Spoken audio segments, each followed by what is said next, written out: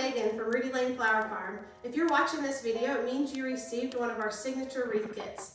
First of all, let me take a second to thank you for your purchase. It means a huge deal to our small family. So before we get started, I did want to tell you if at any point you feel like you need to pause the video or rewind and watch it again, that's totally fine. It may be a few techniques that you want to see done 2 times, so don't hesitate to pause. All right, with that, let's get started. Okay, let's see what's in the box. First, you're gonna have a piece of ribbon and a few pine cones. We're not gonna use these till the end, so you can go ahead and set them off to the side. Up next, you'll find your wreath frame and your paddle wire. These we're not gonna use quite yet either, so set those off to the side. And then you're gonna see your bundles of evergreens. This is where we're gonna start. Now you're gonna need a pair of snips, so if you purchased them, they'll be in the box too. If not, run up to your garage real fast and grab them. We'll wait for you. Okay, the first step in making your wreath is going to be trim down your evergreen branches. So in your kit, you'll have full boughs like these, like this fir here. So this one is, like I said, it's a fir. It's got shorter, dense needles. You'll also have some cedar like this here, which is a little feathery. And then you'll also have some pine, which is these long, narrow leaves. So let's start with the fir branches. In general, what we want to do is cut down our branches into pieces that are about the size of our hand, maybe even just a smidge longer. So about 6 to 8 inches. So when you're looking at your fir bough here, you'll see there's several different branches that can be trimmed down. So kind of just work in the Y and cut the pieces down. It's kind of more of an art than a science, so don't get too hung up on it. But do try to keep them around that 6 to 8 inch mark. It's okay if they're a little bit longer, but really try not to go shorter, or else they'll be real short and stubby. So just work your way through all your branches, trimming them down. We'll work a little bit on these cedars. They're a little trickier, they're not quite as obvious, so you'll kind of just have some longer, thinner pieces, and then you might have some blunt, short pieces like this one, and that's okay. We'll use both of them in different ways similarly. So just work through your evergreens. Like here on your pine, it's going to be, they may end up being a little bit shorter as far as the stem goes, but the branches, the needles will stick out a little bit further, so you'll be okay with a piece, that's about that big. Some can be a little longer, that's okay too. So I'm going to go through and cut down all of these pieces into those sizes. You can pause the video here and do that on your own. I'm going to probably fast forward through this. So like I said, just cut them down to about the size of your hand or slightly bigger, and then just kind of pile them up to the side.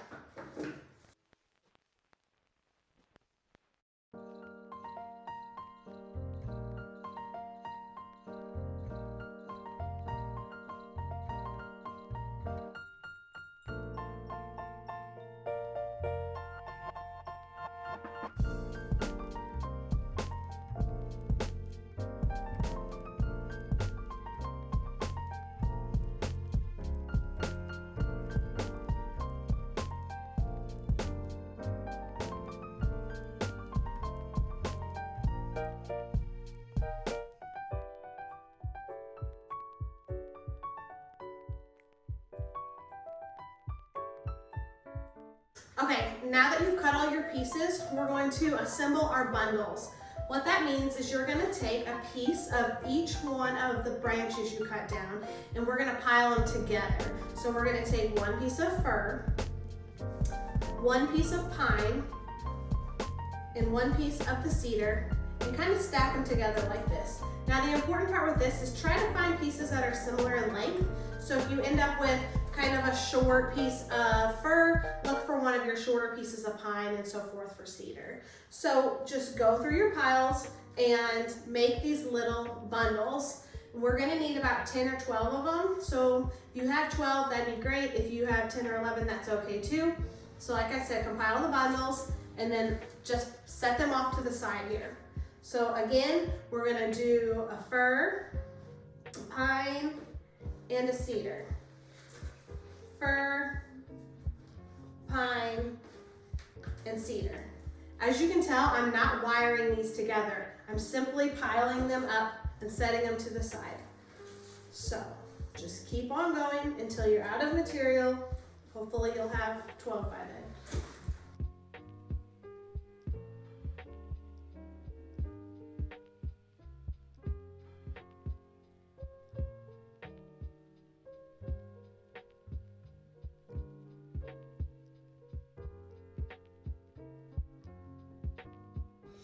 Okay, now that you've assembled your bundles, you're gonna go ahead and grab your wreath frame and your paddle wire.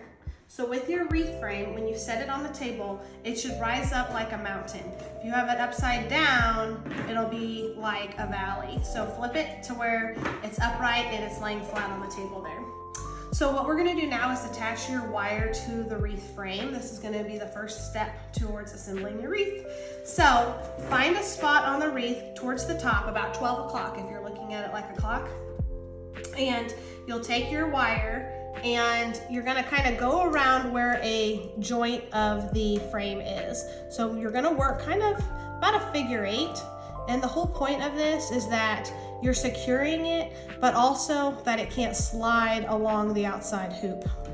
So just kind of work it around. It doesn't really have to be perfect. You're not even tying a knot, you're just tying it by wrapping it enough times. Just give it a good twist in there a few times.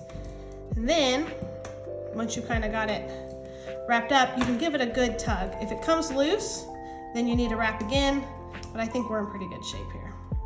Okay, now that you've secured your wire to the wreath frame, we're gonna start by laying your wreath frame down on the table and setting your wire a little bit to the outside. Grab one of your bundles, doesn't matter which one. I would say, as a rule of thumb, it's a good idea to grab one that's a little bit longer or a little bit fuller, and that'll make sense when we come back around to the end. But just kind of grab it at the bottom, kind of align your stems a little bit, and then you're gonna lay it down onto your wreath frame at about a 45-degree angle. So a little bit catty corner, and you'll put your stems about 2 inches below where your knot is attached to the wreath frame. And then you'll just simply go around your stems and your bundle of wreath material and around your wreath. And you'll wrap it about 2 times and then give it a tight tug, and that'll secure it to your wreath frame. So you have your very first bundle attached. Now, the important thing is we're not gonna cut our wire until the very end. So this is gonna be a continuous spool of wire until the end. So don't cut it at this point, don't cut it until the end, and we'll go through that more. Now the next thing you're gonna do, grab your next bundle and lay it down. You're gonna move down the wreath about 2 to 3 inches. If you stack them really tightly, you'll have a beautiful bushy wreath, but you'll run out of materials before you get to the end. So don't put them too tight to each other. So I moved on down. I'm gonna wrap around 2 times, and I'm gonna give it a good tug. The nice thing about this wire is it has memory, so it'll kind of hold in place pretty good for you. And then with your third bundle here, you're gonna wanna kind of alternate. So as you're moving down the wreath frame, you can have some that are kicked out to the outside, and then you'll kind of alternate. This one will go a little bit to the inside, and then the next one will go outside. So by layering these, it's gonna kind of fill in. So don't worry about any gaps that you see at this point. So I'm going around about 2 times. You can do 3 times if you feel like you need a little bit more security. No problem.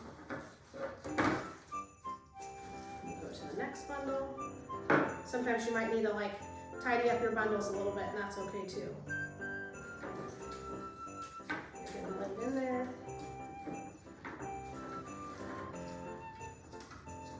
Now as you're going, you may start to see, oh, I've got like a gap here or a gap there. Don't worry about it if it's pretty minor. For one, by layering, you'll probably end up closing that gap up. So as you layer your second and third bundle on top of it, it'll kind of close those gaps.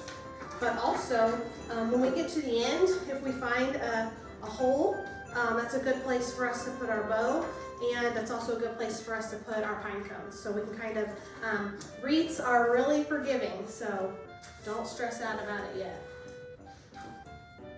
So we're just gonna keep on working around, adding your bundles, alternating as you go.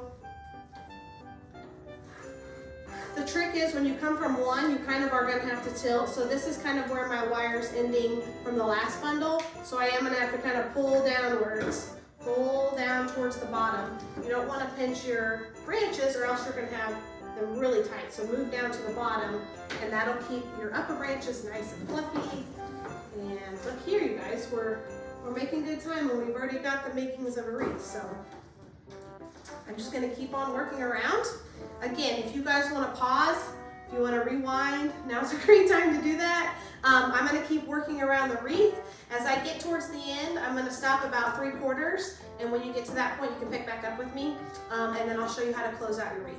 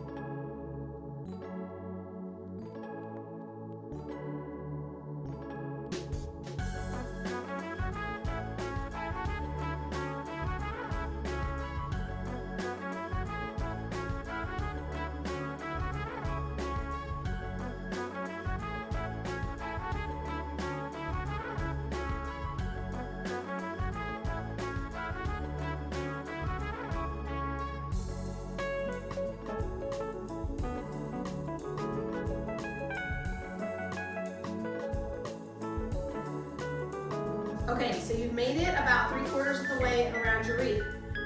What do you think, guys? How's yours looking? Is it looking like a wreath? Is it coming together? So let's kind of keep going. I'm going to show you how we're going to finish. So we've got about 2 or 3 bundles left once we get to this point. So just as we've been doing, layer some in there, grab your wire, move on down.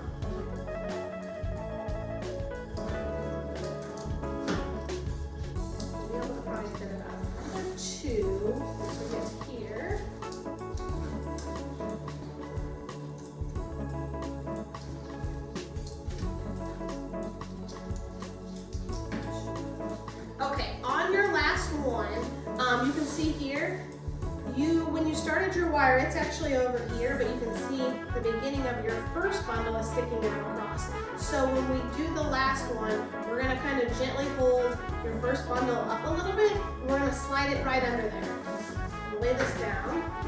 It helps if you have kind of a longer bundle, it makes it a little easier to slide it.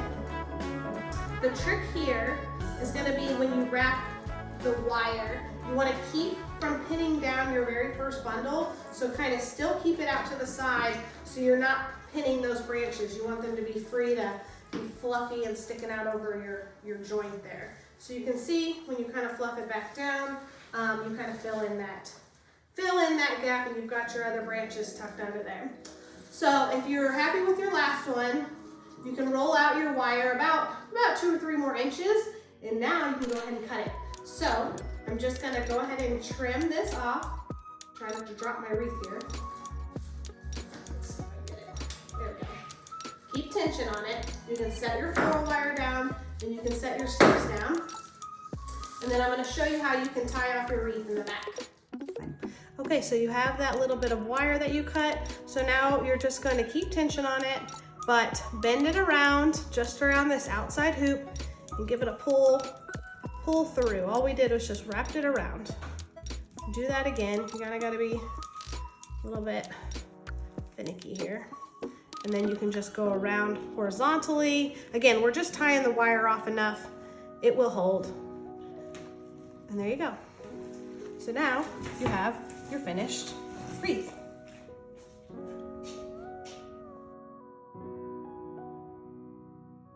Okay, so now you've decided where you want to put your bow. Let's make one. Don't worry, you guys, you can do this. We can do this together, nothing to stress out about. So take your string of ribbon and cut about, maybe about 6 inches or so off of one end. We're gonna use that in a second. Just set that off to the side. Now, take what you have left and you want to loop it together, kind of like in the shape of one of those memorial ribbons. That's what you want it to look like. So hold it like that. This is showing you about how long your tails will be. And then you're just gonna take your hand from the top and just push right down onto those arches and grab the middle section. And there you have a bow. So you can take a little bit of your paddle wire. I think I'm gonna go ahead and use this length to actually attach it to your wreath as well. So do about 12 to 18 inches. Give it a trim. Find the middle of the ribbon, of the wire, and wrap it around the middle of your ribbon. I would just wrap it around 2 times.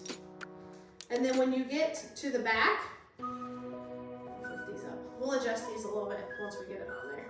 When you get to the back of your ribbon, pull your wires straight back and then give them a twist like a bread tie. You can spin your bow if that makes it easier. And here you have your 2 tails sticking out the back. Then you'll grab that extra piece of ribbon and you're gonna tie it around the middle. This is a good cheater way of making a bow. So this will make it look like you actually wrapped a bow. So just wrap it around, keep your wire tails out to the side.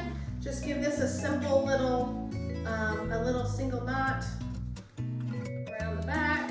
Again, we're gonna flip this more when we get to it. So on the back, we have the ends of those little bits of ribbon and we have your ends of your wire.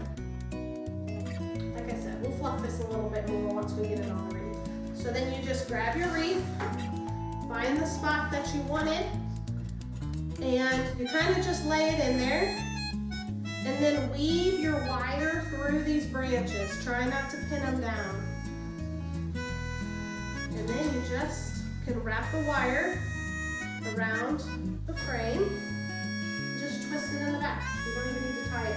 Just twist it, and that will secure it in place.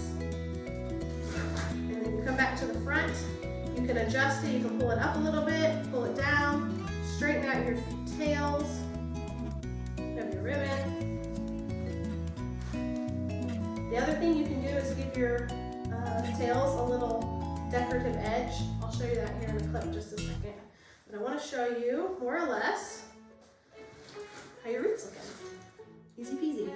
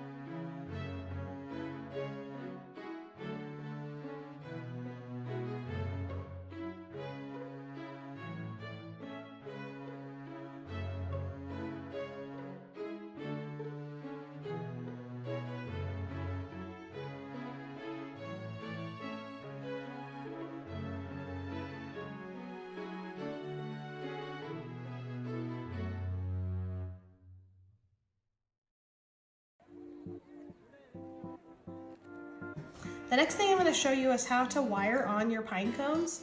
So you don't have to use your pine cones if you don't want to, but if you do, what you want to do is take another 18-inch piece of your floral wire, go to about the middle section of it, and then you'll just kind of wiggle it into the middle of your pine cone.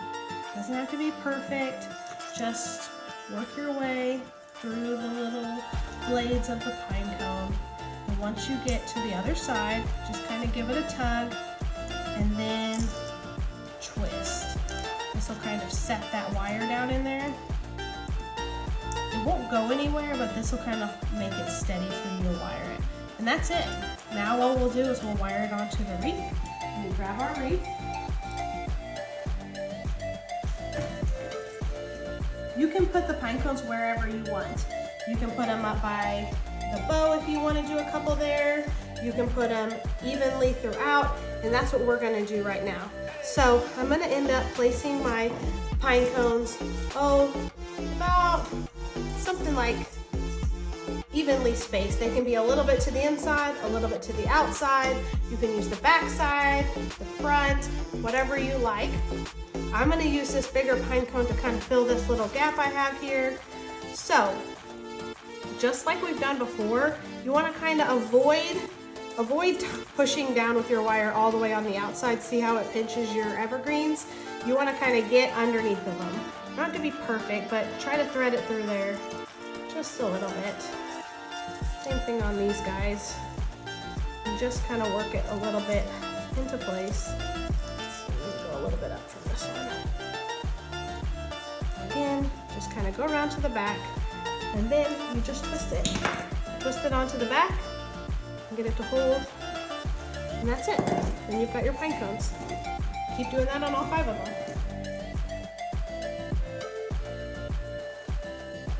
Okay, now that you've attached your bow and pine cones, we're gonna make the hook. So this is just gonna come again from your paddle wire. So unreel about 12 inches, snap it off, and then fold it in half. Give it a little tug so it straightens it out for you. And then you can keep your finger in the loop and hold the other end and just twist it, and that will tighten it up for you. See here, I've got my loop twisted up and kind of combined here at the bottom. And then I'm gonna thread this through the outside ring of my wreath right behind my bow.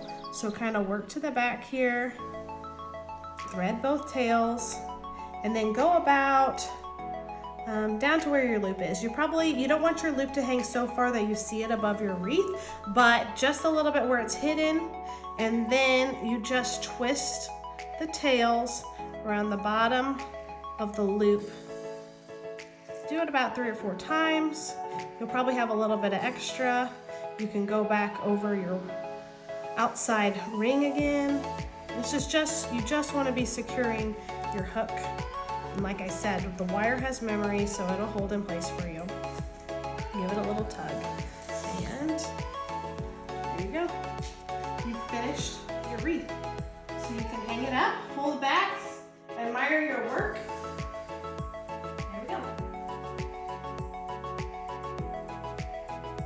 All right, there you have it, guys. You finished your wreath. Now, when you get it hung up on your door, you may notice that gravity plays a little bit of an effect on it, and you might have some little bits that are sticking out just a little bit more than they should. And what you can do is just grab your snips and just give it a little haircut and tighten those bits back in. Totally fine.